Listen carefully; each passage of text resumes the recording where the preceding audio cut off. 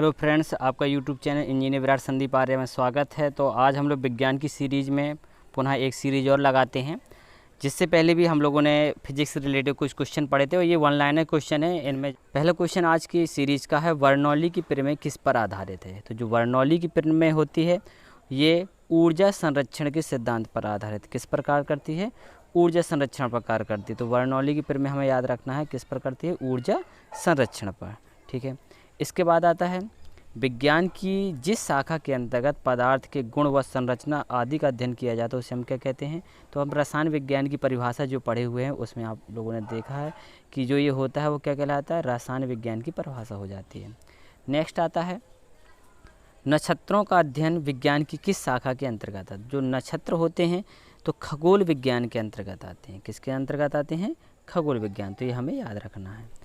Next question हमारा आता है, केमिस्ट्री शब्द की उत्पत्ति किस शब्द से हुई है। तो केमिस्ट्री केमी शब्द से हुई है। केमी जहाँ पर काली मिट्टी से रिलेटिव होता है केमी, तो वहाँ से केमिस्ट्री शब्द की उत्पत्ति हुई है, केमी शब्द से हुई है। अभी आगे इसका क्वेश्चन हम लोग पढ़ेंगे, अभी मिलने वाले हैं, आप परेशान नहीं हों।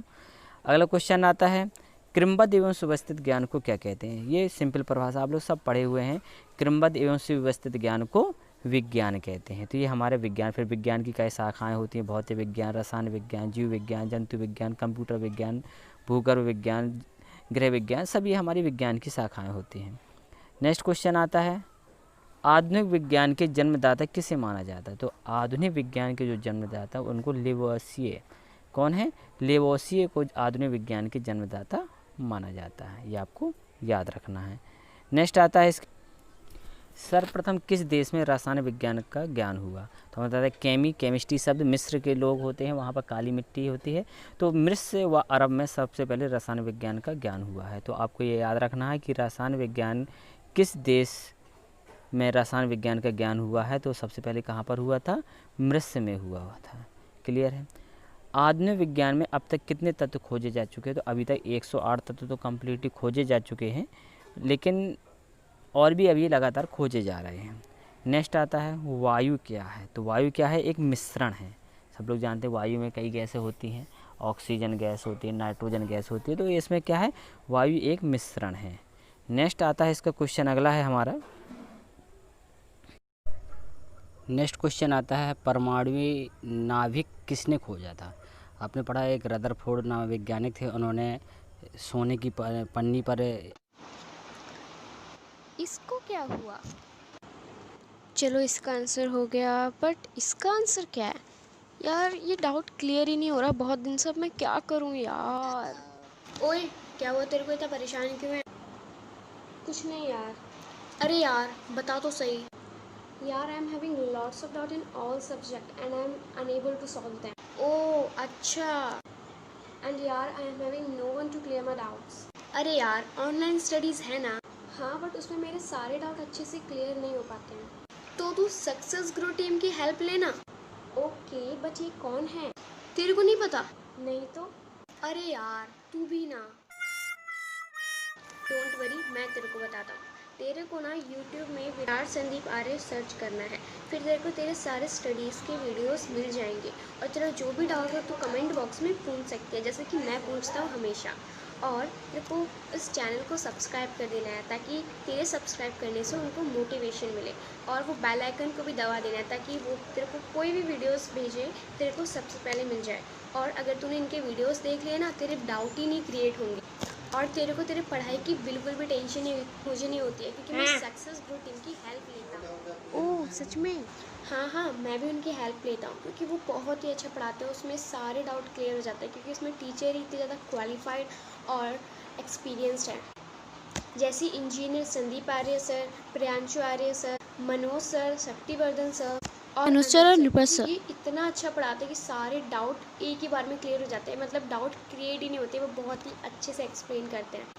और वो हाई स्कूल इंटरमीडिएट के साथ साथ प्रतियोगी परीक्षा की भी तैयारी करवाते हैं।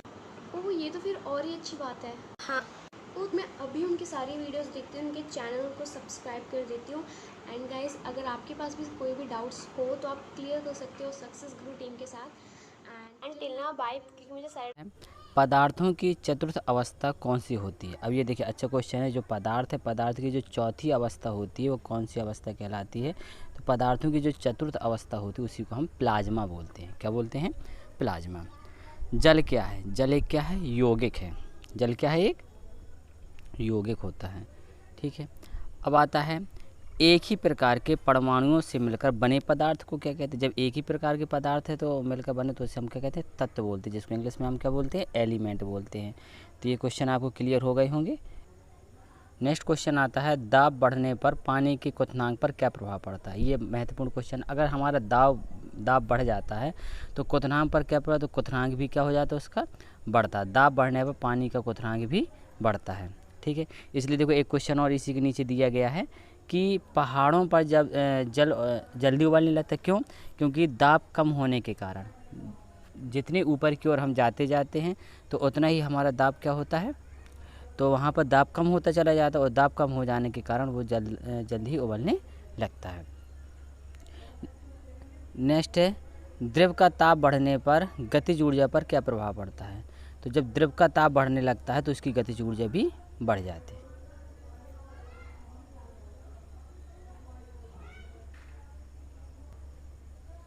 जिस अवस्था में पदार्थ के भौतिक गुण धर्मों में अस्थायी परिवर्तन होता है उसे क्या कहते हैं? दो प्रकार परिवर्तन होता है, एक भौतिक परिवर्तन, एक रासायनिक परिवर्तन। तो जो भौतिक परिवर्तन होता है अस्थायी परिवर्तन होता है, जिसमें कारक को हटा लेने पर पुनः वह मूल अवस्था में आ जाता है। जैसे बल्ब का जलना, बर्फ़ का बनना, बर्फ़ से हम जल बना सकते हैं, जल से बर्फ़ बनाते हैं। ये सब क्या है? भौतिक परिवर्तन। तो ये कौन सा कहलाता है? भौतिक परिवर्तन कहलाता है। नेक्स्ट आता है चीनी का घुलना कौन सा परिवर्तन है? तो चीनी का घुलना भी भौतिक परिवर्तन, क्योंकि चीनी को घोला जा सकता है, पुनः चीनी को प्राप्त भी किया जा सकता है। आयोडीन का परिवर्तन कौन सा परिवर्तन है? तो आयोडीन का परिवर्तन भी सेम चीनी की तरह क्या है? भौतिक परिवर्तन है। नेक्स्ट क्वेश्चन आता है जिस अवस्था में पदार्थों के संगठन व गुणधर्मों में स्थायी परिवर्तन होता है उसे क्या कहते हैं? अभी बताया हमने स्थायी परिवर्तन। जैसे आपका रासायनिक परिवर्तन कहलाता है। जैसे क्या होता है? दूध से दही का बनना, किसी पदार्थ का सड़ना, किण्वन, ये सब क्या है? आपका कौन सा परिवर्तन है? रासायनिक परिवर्तन कहलाता है। मोमबत्ती का जलना भी रासायनिक, क्योंकि मोमबत्ती जब जल जाती है पुनः उसको प्राप्त नहीं किया जा सकता, तो ये भी कौन सा है? हमारा रासायनिक परिवर्तन कहलाता है। नेक्स्ट आता है बर्फ़ का पिघलना। ये भी आपको भौतिक, हमने पहले उदाहरण बताया, क्योंकि बर्फ़ को पिघलाया जा सकता है, पिघलाकर पुनः बर्फ़ तैयार किया जा सकता है। तो ये हम इतना याद रख सकते हैं। नेक्स्ट क्वेश्चन आता है कोयले का जलना कौन सा परिवर्तन है? तो कोयले का जलना भी रासायनिक, क्योंकि जब वो जल जाएगा वो राख बन जाएगा, पुनः कोयला नहीं प्राप्त किया जा सकता, रासायनिक परिवर्तन हो गया। सिरके का बनना कौन सा परिवर्तन? ये भी रासायनिक परिवर्तन है। सिरका क्या है? आपने देखा गन्ने वगैरह से सिरका तैयार किया जाता है, तो ये क्या है? उसको सड़ाया गलाया जाता है, तो हमारा कहलाता है रासायनिक परिवर्तन। लोहे पर जंग लगना, ये भी आपका कौन सा है? लोहे पर जंग लगना, ये रासायनिक परिवर्तन है, क्योंकि वो उस चीज़ को नष्ट कर देता है। लोहे पर लगने से लोहा नष्ट हो जाता है, पुनः नहीं प्राप्त किया जाता है, ये हमारा रासायनिक परिवर्तन होता है। तो दोस्तों ये आपको वीडियो समझ में आए होंगे, आशा करते हैं इसी प्रकार हमारे साथ बने रहिए और नए नए वीडियो देखते रहिए। जब तक के लिए धन्यवाद। Thank you very much.